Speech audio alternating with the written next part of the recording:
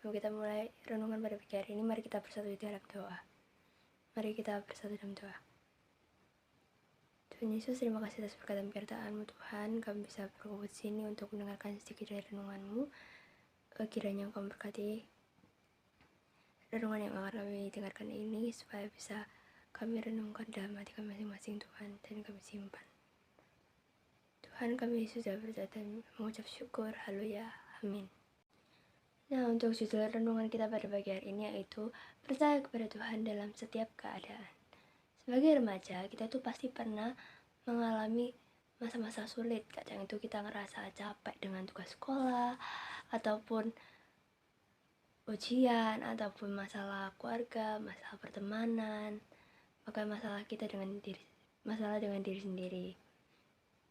Ada saatnya juga kita tuh ngerasa bingung, takut, kecewa, dan ingin nyerah. Mungkin pernah terlintas di pikiran kita kalau kayak, Tuhan, kenapa sih masalahku tuh banyak banget, terus kenapa sih hidupku tuh kayak gini banget. Nah, melalui renungan kita pada hari ini, kita akan belajar bahwa Tuhan tidak pernah meninggalkan kita meskipun kita itu sedang berada di masa sulit.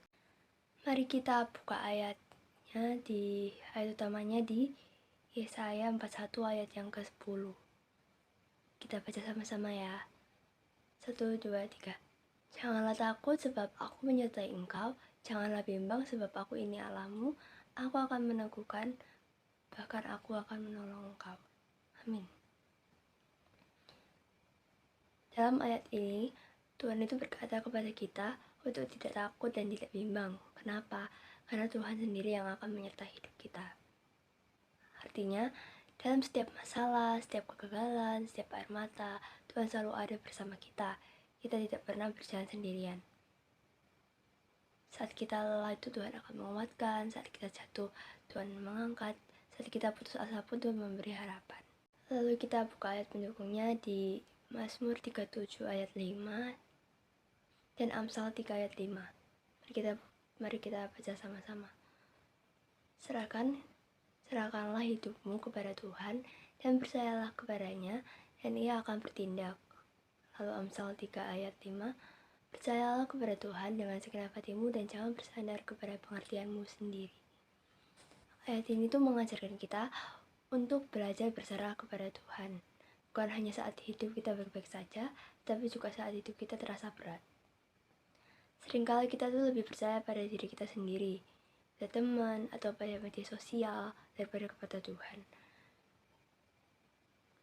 Tetapi padahal Tuhanlah yang mengerti hidup kita. Saat kita menyerahkan hidup kita kepada Tuhan, Tuhan akan menuntun langkah kita ke jalan yang terbaik.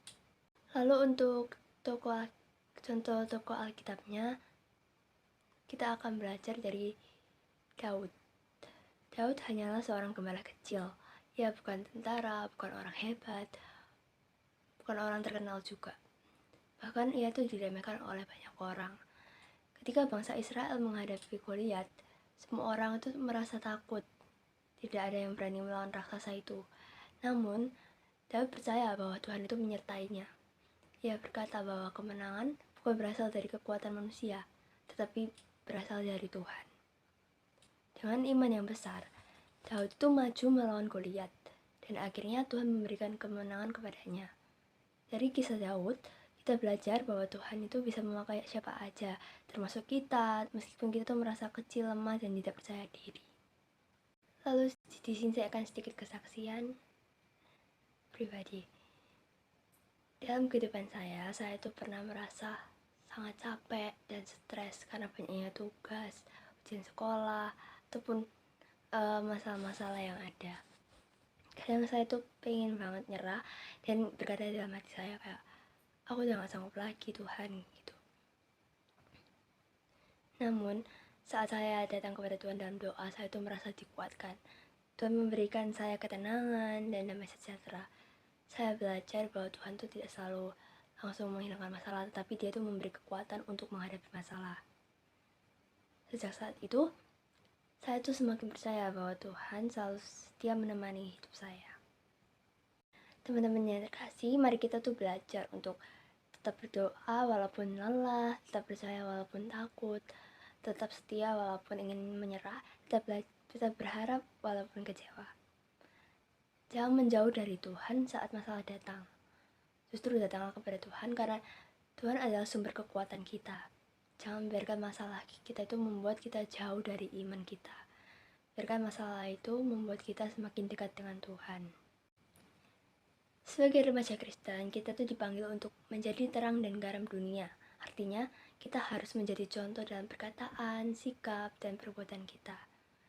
Kita boleh lelah, kita boleh menangis, kita boleh merasa kecewa. Tetapi jangan berhenti berharap pada Tuhan. Percayalah, Tuhan punya rencana yang indah bagi setiap kehidupan kita. Setiap proses yang kita alami, itu sedang membentuk kita menjadi pribadi yang lebih kuat dan lebih dewasa. Tetaplah setia berjalan bersama Tuhan Yesus, karena Dia tidak pernah meninggalkan kita. Mari kita tutup dengan doa. Mari kita bersatu di dalam doa. Tuhan Yesus, terima kasih atas berkat dan penyertaan-Mu Tuhan. Pada pagi hari ini Tuhan, kami sudah selesai mendengarkan renungan. Berapa yang kami dengarkan itu tadi bisa kami renungkan juga Tuhan. Dan kiranya dan sebentar lagi kami akan